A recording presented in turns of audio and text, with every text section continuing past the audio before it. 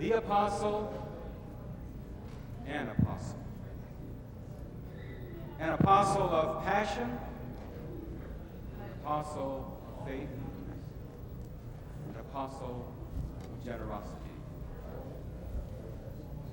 An apostle of passion.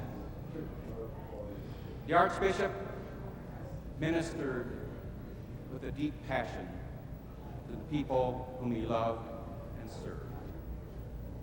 The church was his life. His life. He believed strongly in the ministry of presence, as we all well know. So on any given weekend, we might find 4 or 5 celebrations or events around the diocese, and not necessarily all in the city of Seattle. At times when I would come home and look at the messages on my answer phone, as I would play back the messages, "Hi Bill, this is Tom. I'm down in Kelso, or in Bellingham, or Olympia, or out somewhere in the peninsula, or on the ferry. Just call to say hi, we'll keep in touch. See you later." Keeping in touch, ministering passion. He also had a wonderful passion about life, about living. It was a balanced passion, a realistic passion.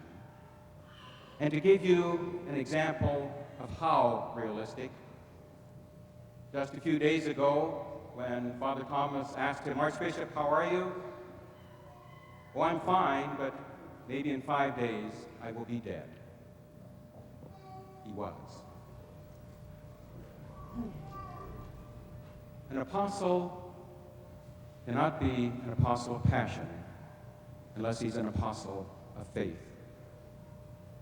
The Archbishop had a deep faith, a deep relationship with the Lord, with the movement of the Holy Spirit in his heart and in his life.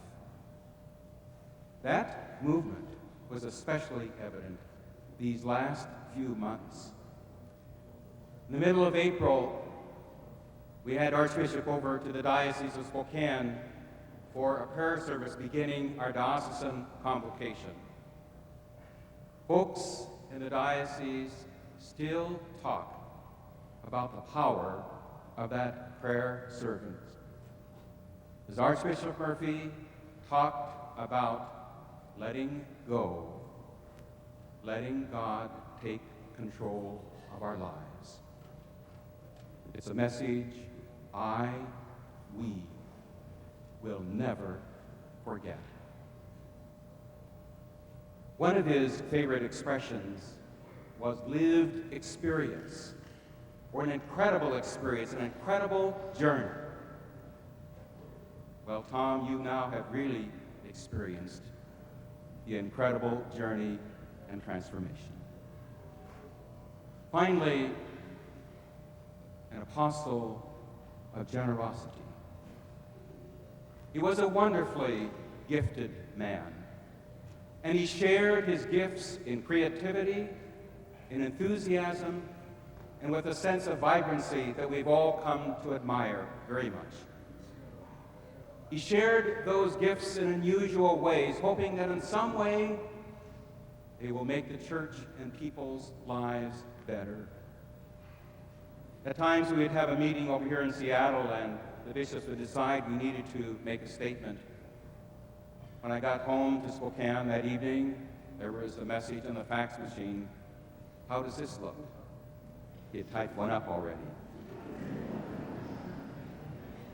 Or a year or so ago, he handed me a little black book.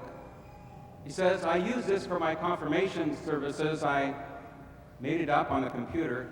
I thought you might like to have one and use it."